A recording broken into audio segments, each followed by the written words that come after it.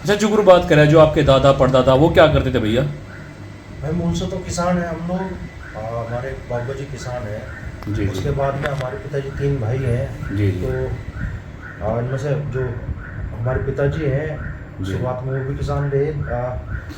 उसके बाद वो मुजफ्फरनगर में आकर पत्रकारिता लाइन में सक्रिय हो गए थे। जी भैया। 1995 से फिर हम लोगों ने अपना अपना अखबार शुरू किया। जी जी भैया। और प्रॉपर 2004 से मैं इस लाइन में हूँ। जी एक जो मंजरे चाचा है हमारे, मतलब बीच वाले चाचा, जी जी खेती को संभालते थे। जी भैया। और सबसे छोटे चाचा वो आरपीएफ में, जी जी। उनकी जॉब थी, उन्होंने मतलब अपने रिटायरमेंट ले लिया स्वच्छ। राम राम भाई सारे भाई ने भाइयों, फिर से स्वागत हमारी नई वीडियो में। दोस्तों आज जो मैं मौजूद हूँ मुजफ्फरनगर में मौजूद हूँ और यहाँ पे हमारे एक भैया है जो कि पत्रकारिता लाइन में है, अमरीश भैया। तो बातचीत करेंगे। जय श्री राम भैया। जय श्री राम। एक बार किसान भाइयों ने राम राम कर दो। सब भाइयों को नमस्कार, राम राम। और शिवम भाई स्वागत है आपका। जी जी। आप पधारे हैं। तो आज हम भैया से मिलने आए हुए हैं। भाइयों बहुत अच्छा काम करते हैं भैया, ठीक है। तो भैया से बैठ के बातचीत करेंगे। भैया आपका मकान है ना? जी। तो आपका जो पैतृक गांव है वो कौन सा है भैया? पैतृक गांव है हमारा गढ़ेनोआबाद, ये सिसुली के पास ही पड़ता है। जी जी और विधानसभा पड़ती है खतौली। जी जी। तो एक बार आपका घर देखना चाहेंगे भैया। आइए।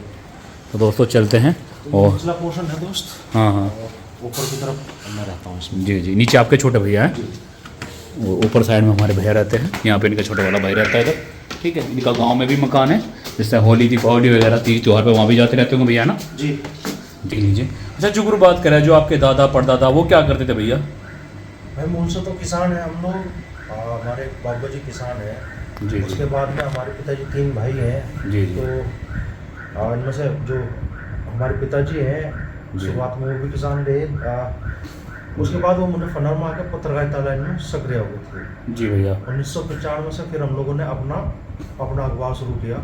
जी 2004 से मैं इस लाइन में हूँ। जी। एक जो मंजरे चाचा है हमारे, मतलब बीच वाले चाचा, जी जी खेती को संभालते थे। जी भैया। और सबसे छोटे चाचा वो आरपीएफ में, जी जी उनकी जॉब थी, उन्होंने मतलब अपने रिटायरमेंट ले लिया स्वच्छ। जी जी। तो आपका जो बचपन है वो गांव में बीतता है भैया? मेरी उम्र करीब 7 या 8 साल तक की उम्र में तक मैं गांव में रहा। उसके बाद फिर मुजफ्फरनगर आ गए थे, लेकिन मन आत्मा आज भी गांव में ही बसती है। अच्छा, आज भी गांव में चले जाते हो कभी कभी है? हाँ जाता हूँ, जब मान लो सुकून की तलाश होती है भाई। चूँकि हमारे बाबा जी परिवार की सबसे बड़ी छत वही है। तो उस छत का आसरा लेना, कभी कभी उनका स्नेह हासिल करना, परिवार के लोगों के बीच में बैठना, अपने खेत देखना, जी जी अपने खेत की मिट्टी को छूना जी जी अच्छा लगे। जी और चूंकि हम किसी धनाढ्य वर्ग से नहीं आते, किसी बड़े उद्योगपति परिवार से नहीं आते भाई। मान लो उनके पास तो पूंजी होती है हर चीज़ के लिए, जी। हमारे पास पूंजी का बहुत अभाव था। तो हम स्टाफ उतना नहीं हायर कर सकते थे जितनी की रिक्वायरमेंट थी। जी बड़ी चीज़ हो चाहे छोटी चीज़ हो, हमने कभी उस काम को करने में कोई गुरेज नहीं किया। तो होकर कभी काम हमने किया, लोगों तक अपना न्यूज़पेपर हमने खुद बांटने के लिए हम गए। नीति ये थी कि भाई एक क्षेत्र में जाएंगे, अपना न्यूज़पेपर हम खुद लगाऊंगे, फिर वो किसी दूसरे होकर के हैंड ओवर हम करते हैं। क्योंकि वो शायद उतनी मेहनत ना करे, क्योंकि न्यूज़पेपर हमारा अपना है। तो जितनी मेहनत हम कर सके अपने न्यूज़पेपर के लिए, कोई दूसरा नहीं कर सकता। इस सोच से हमने न्यूज़पेपर लोगों तक पहुँचाया। जी। तो जैसे जुगर कभी गांव में जाते तो पापा जी से भी कुछ सीखने को मिलता हो? कुछ कहते हैं पापा जी ने, बेटा ऐसे आगे बढ़ो, ऐसे आप मेहनत करो जैसे हमने करी, कुछ कहते हैं? हमारे पास मान लो जो भी है उन्हीं का आशीर्वाद है, उन्हीं की देन है। वो चाहे विचार हो जी और चाहे भाई मान लो आज ईश्वर की कृपा से और उनके आशीर्वाद से ही जो दायरा बन रहा है, जो मान सम्मान हाँ परमात्मा ने हमें दिया है, जी भैया। वो मैं परमात्मा की कृपा और अपने बाबा जी के आशीर्वाद और अपने बड़ों के आशीर्वाद से मांगता हूँ। और साथ में मान लो बहुत सारी चीज़ें मेरी ज़िंदगी में पिछले साल 2 साल में अनपेक्षित हुई है। उसमें मान लो मेरी अपनी एक विदेश यात्रा थी, तो वो मैं मानता हूँ कि लोगों की शुभकामनाओं की बदौलत है। चूँकि कोई सोचा समझा फैसला नहीं था कि नहीं यार विदेश जाना, एट रैंडम चीज़ें हुई, एकदम प्रस्ताव में सामने रख दिया कि भाई अमरीश भाई चलो विदेश घूम के आते हैं। चीज़ें मतलब आप 15-20 दिन में मेरा पासपोर्ट भी बना और मैं विदेश भी घूम आया। बहुत लोगों की शुभकामनाएं भी मुझे मिली। और मैं मानता हूँ कि मेरे ज़िंदगी में जो भी सकारात्मक चीज़ें हैं, वो जो हमारे सम्मानित दर्शक हैं उनकी शुभकामनाएं मुझे मिल रही है, उनका प्यार आशीर्वाद मुझे मिल रहा है, उसी की बदौलत है। तो विदेश में कहाँ गए थे भैया? मैं हांगकांग और मकाऊ 5 दिन का दौरा हमारा था, जिनमें 2 दिन हम मकाऊ रहे और 3 दिन हम। जी जी। तो दोस्तों देखते हैं भैया बाहर भी जा चुके हैं, ठीक है, ये देख लीजिए।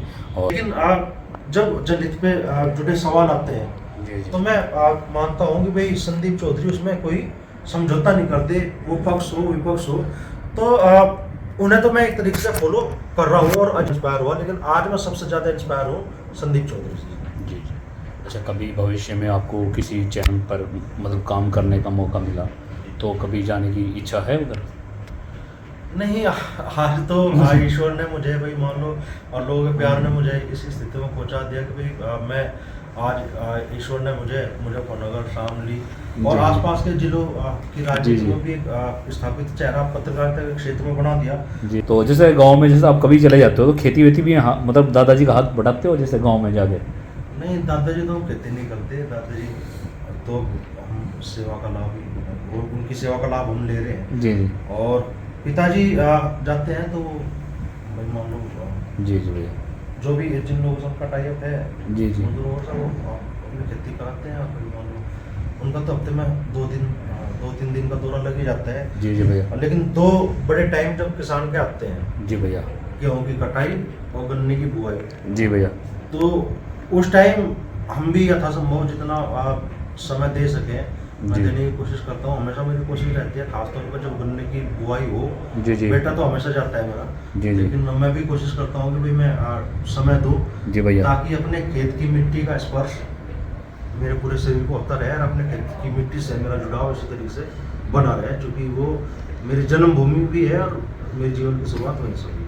तो आप तो दशहरा वगैरह सब वहीं पे बनाते होंगे, पूरा परिवार इकट्ठा, दशहरा वगैरह, होली वगैरह, है ना?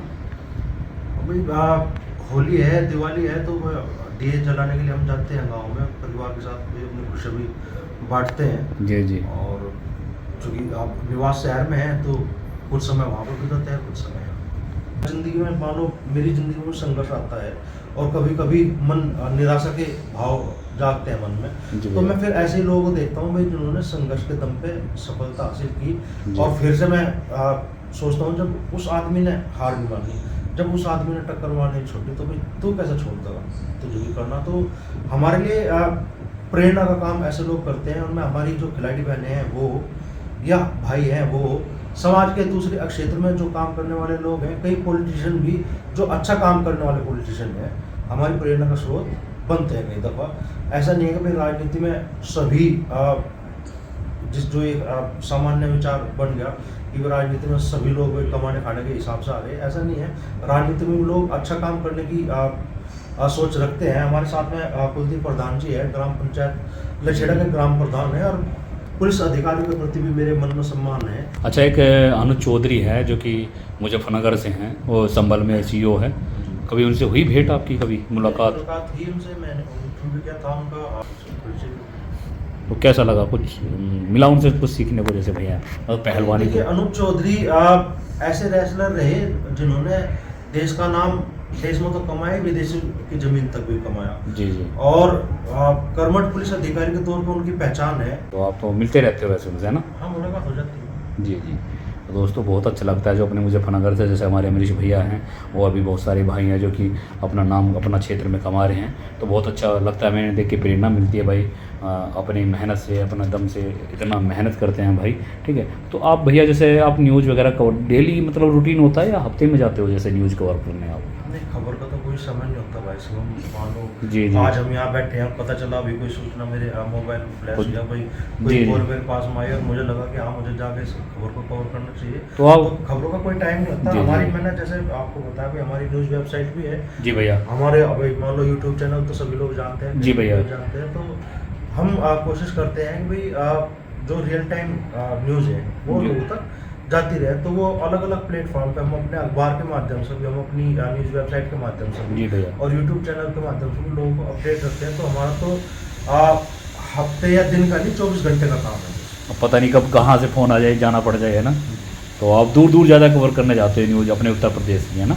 जब मुझे ये लगे कि भाई हाँ ये मुद्दा ऐसा है जिसे भी मान लो सभी लोग देखना चाह रहे हैं, जी जी। तो फिर दूरी कोई लिमिट नहीं रहती। तो मेरे सवाल अभी से शुरू हो गए कि इस बार गन्ने का भाव बढ़ेगा या नहीं बढ़ेगा। ये सत्ता पक्ष के लोगों से मेरे सवाल होते हैं, विपक्ष के लोगों से मेरे सवाल होते हैं, भाई आप किस तरीके से किसानों की जो आवाज़ है जी जी का दर्द है उसे कैसे आवाज़ देंगे। तो ये तराटे घाट संसद के यहाँ की कई शिक्षण संस्थाएं हैं जी जी और उनमें भी सम्मानित लोगों ने मुझे किया, तो लोगों का प्यार मिल रहा है, आशीर्वाद मिल रहा है अच्छा और ये उसी के प्रतीक है। जी ये देखते भाई कितनी सुंदर शील्ड मिली है, कहीं बाहर मिली है शायद भैया को। ये हमारे पिताजी को मिली है, अच्छा, आपके पिताजी को मिली है। हाँ, यहाँ गिफ्ट्स देख सकते हैं भाइयों, ठीक है, अपनी मेहनत और लगन से हासिल किए हैं इतने सारे अवार्ड्स, ठीक है।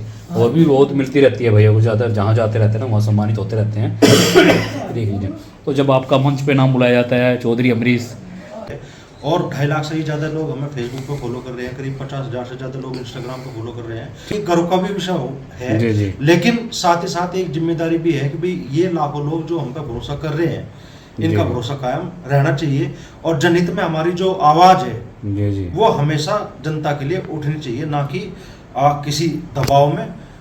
हम अपने काम को पूरी ईमानदारी से करें। किसी कलाकार से मिलने की इच्छा हुई तो किससे मिला जाएगा? आपका कोई सपना है किसी से? भाई हमारे तो मान लो पूरी बेल्ट के सबसे फेवरेट अभिनेता किसी भी एज ग्रुप के धर्मेंद्र जी हैं, तो जी जी उनके साथ एक फोटो मेरी जीवन में ये कह लो कि जो उपलब्ध मैं उनके साथ मेरी एक फोटो मैं मानता हूँ मेरी जिंदगी की सबसे बड़ी उपलब्धियों में से एक होगा। जी जी।